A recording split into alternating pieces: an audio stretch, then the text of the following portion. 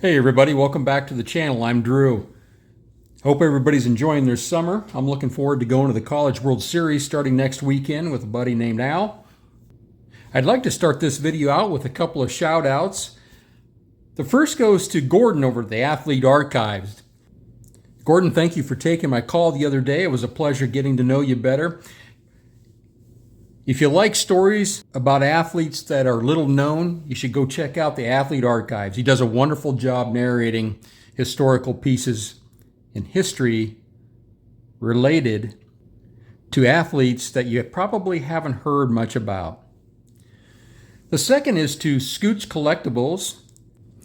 He's a Pirates fan, and I believe he's putting a 1956 Topps set together, one of the greatest designs Topps ever came out with. So get over and check out those two guys if you haven't already, Scoots Collectibles and the Athlete Archives. All right, next I've got a few pickups. In the background we have a couple of 1988 Topps wax packs, and up here 1981. Got 4 of them that I grabbed for little or nothing. So I was really happy about that. Of course, you never know, they may have been opened. But it might be fun to stash those away for a while. Okay, now for a few pickups. 1952 Topps, Al Zarilla. There he is in his White Sox uniform. Good looking card. Great smile. Here's the back of that card. We'll set him back here for now. Quick story about Al Zarilla. He had to purchase a ticket for the very game he was going to be playing in. This happened to be his major league debut on June 30th, 1943, while he was with the St. Louis Browns. He did play in the California Winter League, as did other big leaguers. Kennesaw Mountain Landis put an end to those guys playing in that league. He created a new rule against playing exhibition games more than 10 days after the World Series had ended. The players had to submit accounting records to the commissioners so that fines could be levied. The fines, oddly enough, consumed their entire earnings. I couldn't find any information as to why Kennesaw Mountain Landis put a stop to those Winter League games, but who knows? He often did funny things. Al Zarilla also entered the Army on October 25th, 1944, and he served until the end of the war. He did appear in the movie The Stratton Story, and he was an all-star in 1948. In 1996, he died of cancer at the age of 77. The next card I have here is Mel Parnell. Now, if you watch my channel, you know that I've got this entire set completed. But for whatever reason, whenever I see these cards and they're fairly cheap, I have to pick them up. I just love the set. So Mel Parnell there of the Boston Red Sox. I'll show you the back of that card real quick.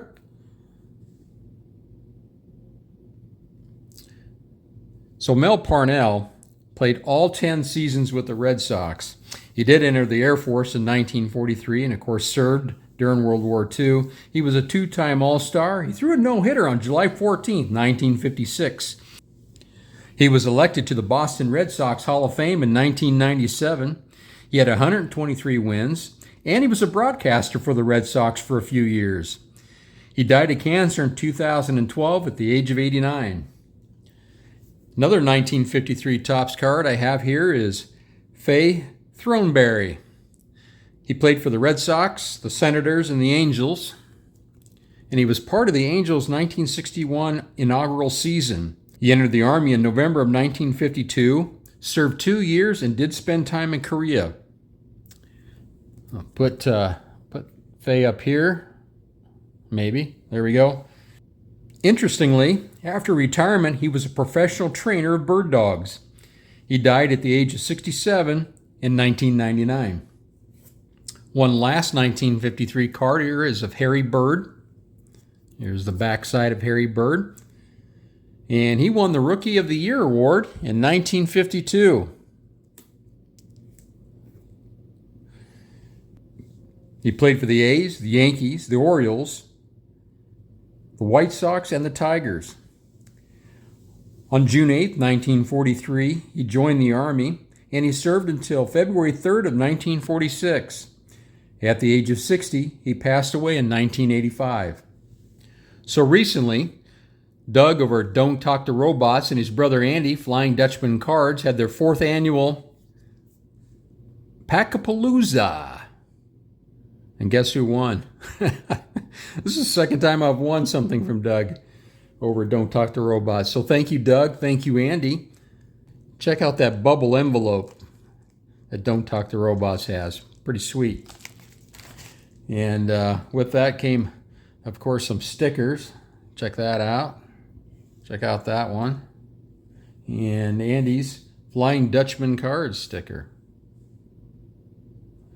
Oh, and they threw in, for good measure, a Pac-Man sticker. Now, what I won was packs of baseball cards. So let's open those up really quick and see what's in here, because I have no idea. I haven't looked yet. Hey, let's see, that's 1989. That's Bo Jackson, of course. Ricky Henderson. All right, Oral Hershiser. Hey, there's a Mac player right there. Mac Whack Stacks. Bobby Bonilla, Danny Jackson. Looks like some newer cards. Mookie Betts. Hey, Omaha native Alec Bohm. And I'm not sure what these are. I'm not familiar with a lot of modern cards. Topps Gallery, I believe it says up here in the corner. That one looks a little different.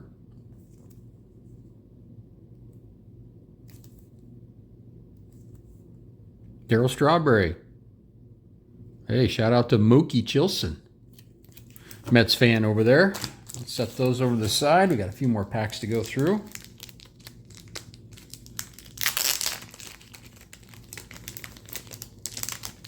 Sorry for the delay. More 1989. Mike Smithson. Okay, he played in the longest professional baseball game in history. Wade Boggs was on his team. I'm not sure how many innings that was, but he was part of that squad.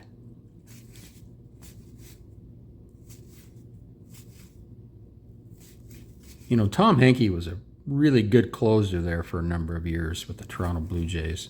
Mike Greenwell. Dave Dravecky, I'll never forget. His cancer had gone into remission, got back on the mound. I'm not sure how many starts in, but his arm snapped, and it was rather gruesome during a game. He was a left-hander. Pete Smith. Tim Burke of Omaha, Nebraska. Hal Lanier. Hal Lanier was coaching in the Independent League, or excuse me, managing in the Independent League for a little while. Glenn Davis had a really strong arm. El Presidente. You know, I can still smell the gum. I wonder if he can close that. I'll have to chew that. Pedro Martinez, his brother.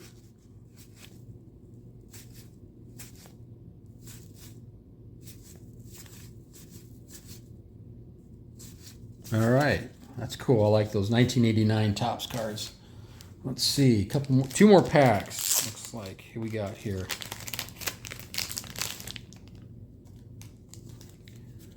All right.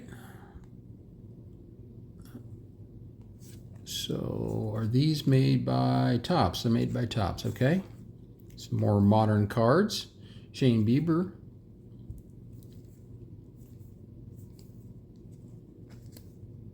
Ooh, I love this Ricky Henderson card. Of course, I'm a Ricky Henderson fan. That's a neat card. I'll take a closer look at that later. Love it. Thanks, Doug. George Brett. That's a great image too.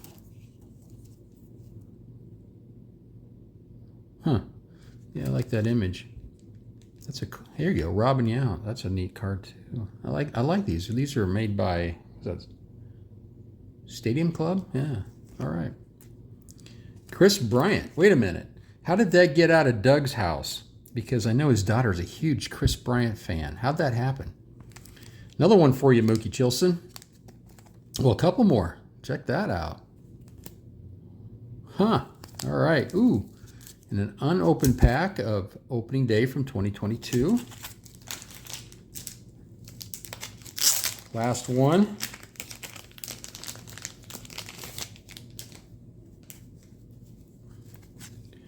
All right, looks like we got some Donruss.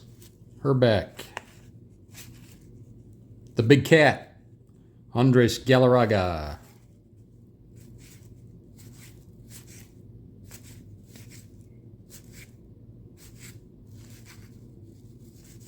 Back to 1989. Jose Oquendo. I think he played nearly every position, if not every position. Not sure if he pitched. During the course of a season, I should add.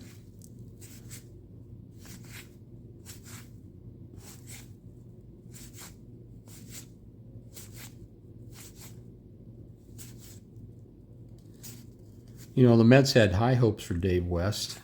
It didn't turn out. Well, unfortunately, it does not look like Doug and Andy included the gum. I'm a little disappointed there. I was hoping to chew some gum. Doug, Andy, thank you so much for that and putting on the Palooza. Again, watch for it next year. I'm sure they'll do it again. And that's Flying Dutchman Cards by Andy and Don't Talk to Robots, Doug. Thanks, fellas. Okay, one last thing.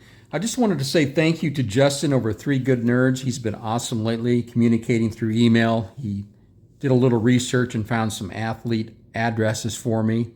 And Justin, I really, really appreciate it. You've been very kind. So hope your summer's going well. Okay, everybody, I really appreciate you stopping by and watching. And keep growing your collection, card farmers. I got to turn my cowboy hat back over this way. That's how you store cowboy hats, in case you didn't know. Take care, everybody.